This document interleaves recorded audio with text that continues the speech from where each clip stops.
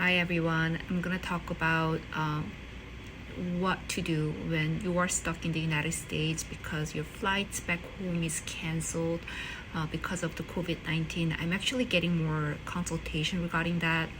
I know Colombia, for example, is not accepting any flights from the United States. So what that meant is people who visited United States to visit their friends or family members or who was here for the business are just basically stuck here until the airport is reopened.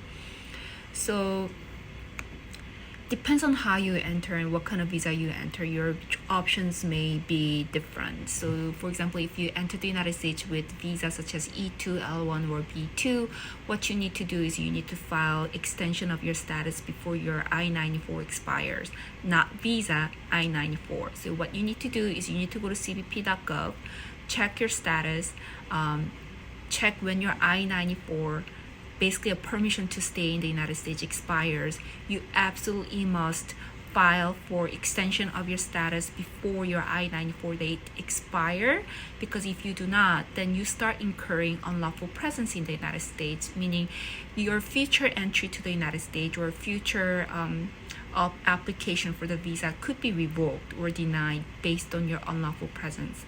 So do not put yourself in that position. Check your I-94, and before your I-94 date expires, please file for extension. You can do it yourself, or if you need attorneys, then please contact attorneys. There are many highly qualifying attorneys out there who are members of AILA, so you can do that. The other scenario is, let's say you enter the United States with ESTA, basically visa waiver program.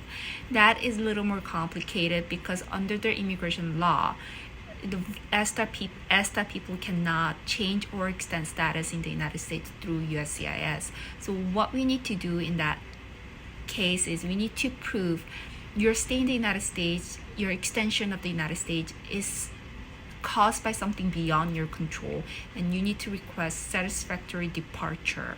I've actually done this a few times in my career when my client had some car accident or some injuries that prevented them from traveling quickly. Let's say you were taking a tour bus and tour bus had huge car accident, you had multiple surgeries. There's no way you could be out of the United States within 90 days. So in that case, we need to contact USCIS and get the satisfactory departure paperwork. They only do this in certain situations. First is when you are hospitalized, or whether it's so bad, like if we had, hurricane or some mother nature instance where you're stuck here, or something happened in the airport, like airport strike, or something catastrophic events, then the USCIS or ICE would issue satisfactory departure paperwork. In order to do this, you need to contact USCIS and request info pass, and you need to submit directly at your local office through the officer.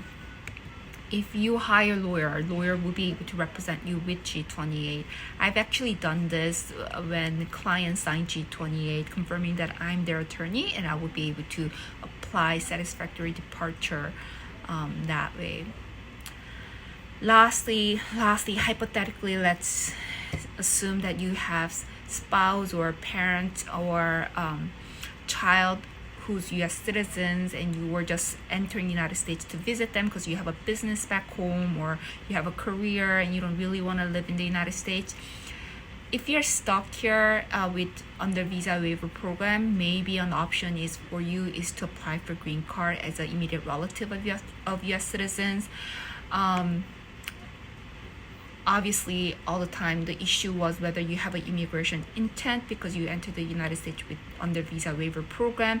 But under the circumstance, I think there's plenty of circumstantial evidence that you didn't have such intent, but circumstance force you to file for AOS because you can't go home right now. If you need more consultations, please do not hesitate to reach out. We do offer online consultation as well as phone consultations. My number is 253-584-1369. Looking forward to talk to you. Thank you.